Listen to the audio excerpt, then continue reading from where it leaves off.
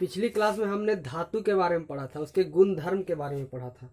आज हम देखेंगे अधातु के बारे में और देखेंगे कि इसका धातु और अधातु दोनों का गुण धर्म जो होता है बराबर होता है कि नहीं होता है, समान होता है कि नहीं। तो पहला बात जो है, धातुओं की तुलना में अधातुओं की संख्या कम होती है। धातु ज़्यादा होता है, अधातु कम होता है। ठीक है, जैसे कि उसका कुछ एग्जाम्पल उदाहरण दिया हुआ है अधातु का कि कार्बन, सल्फर, ऑक्सीजन, आयोडीन इत्यादि। ठीक है, ये सब अधातु का एग्जाम्पल है, उदाहरण है। ब्रोमीन, जैसे कि धातु में क्या था, मरकरी एक ऐसा धातु था जो द्रव अवस्था में पाया जाता था। उसी तरह से अधातु जो है वो ब्रोमीन है। ब्रोमीन एक ऐसी अधातु है जो द्रव अवस्था में पाई जाती है।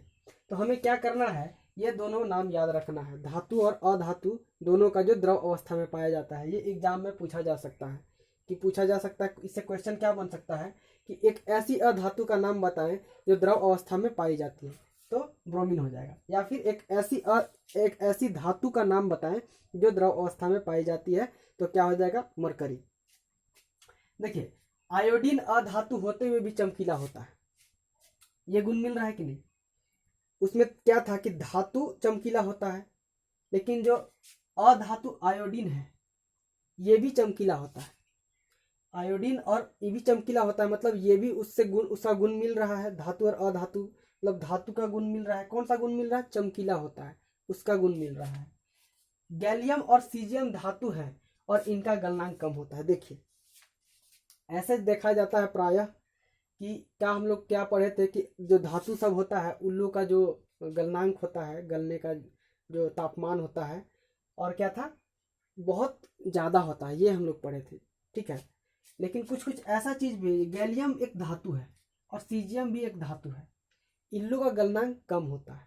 ठीक है, ये याद रखना है। और हथेली में रखते ही पिघलने लगते हैं, मतलब इतना कम होता है कि अगर हाथ में रखिएगा तो पिघलने लगेगा।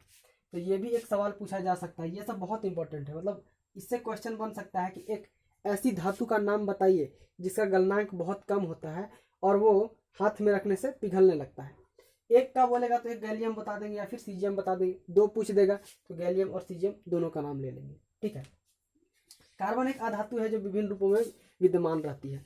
कार्बन एक ऐसा धातु है जो बहुत सारे रूप में रहता है। ठीक है, उससे हीरा, ग्रेफाइट, जैसे कि देखते हैं, हीरा कार्बन का एक और रूप है। हीरा जो होता है बहुत कीमती चीज़ होता है, दुनिया में बहुत कीमती चीज़ों में मतलब बहुत ज़्यादा इसका महंगा दाम होता है। ठीक है, वो बहुत कठोर होता है। तो यहाँ देखिए, हीरा कार्बन का और रूप है। सबसे कठोर होता है, गलनांक और क्वथनांक अधिक होता है। इसका गलनांक बहुत ज़्यादा होता है। ठीक है, क्वथनांक भी बहुत ज़्यादा होता है। और एक कार्बन का और रूप है जिसको हम लोग बोलते हैं ग्रेफाइट। ठीक है, ग्रेफाइट क्या होता है, विद्युत का सुचालक होता है। देखिए, हम लोग पढ़े थे कि धातु जो होते हैं विद्युत का सुचालक होते हैं और अधातु जो होते हैं विद्युत का कुचालक। मतलब ऐसे हम लोग अगर पढ़ेंगे तो जितने अधातु सब होते हैं विद्युत का कुचालक ही होते हैं, मतलब विद्युत प्रवाहित नहीं होने देते हैं। जैसे कि हमने देखा था कि जो हीरा है उससे विद्युत प्रवाहित नहीं होता है। और इधर देखते हैं, कार्बन हो गया, ऑक्सीजन से भी, आयोडीन से भी, ये सबसे विद्युत प्रवाहित नहीं। लेकिन ये जो है ग्रेफाइट विद्युत का सुचालक होता है। ठीक है, लेकिन और एक चीज देखते हैं कि क्षारीय धातु किसको बोलते हैं, लिथियम, सोडियम, पोटेशियम। ये चाकू से इतना, मतलब इसको इतना मुलायम होता है, इसको चाकू से काट सकते हैं। जैसे सब्जी को काटते हैं ना चाकू से, उस तरह से इसको भी चाकू से काट देते हैं। इसका घनत्व और गलनांक बहुत कम होता है। हम लोग पढ़े थे कि जो धातु होते हैं उन लोगों का घनत्व और गलनांक बहुत ज़्यादा होते हैं, लेकिन जो क्षारीय धातु होते हैं, लिथियम, सोडियम, पोटेशियम, इनका गलनांक बहुत कम होता है। और क्या कम होता है, घनत्व बहुत कम होता है। तो ये सब हमने देखा। हमने इससे इतना जितना अभी सीखे, इससे क्या क्या क्वेश्चन बन सकता है, बहुत सारा सवाल बनाया जा सकता है। पूछा जा सकता है कि सबसे कठोर अधातु का नाम बताएं, हीरा। ठीक है, एक ऐसी अधातु का नाम बताएं जो विद्युत का सुचालक हो, ग्रेफाइट। और फिर इससे क्वेश्चन क्या बन सकता है, ऐसी धातु का नाम बताएं जिसको चाकू से काटा जा सकता है, जिसका घनत्व बहुत कम होता है, जिसका गलनांक बहुत कम होता है।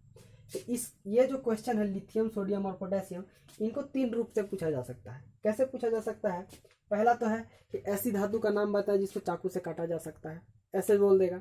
या फिर बोलेगा कि जिसका घनत्व कम होता है, ऐसी धातु का नाम बताएं जिसका घनत्व कम होता है। या फिर तीसरा क्वेश्चन क्या बना सकता है कि ऐसी धातु का नाम बताएं जिसका गलनांक कम होता है। तो बात बराबरे है, एक ही मतलब ये 3 धातु है, इन लोगों का ये कम होता है। तो इससे क्या हुआ कि हमने यहाँ क्या था, देखते हैं कि धातु और अधातुओं के गुणधर्म समान होते हैं, नहीं।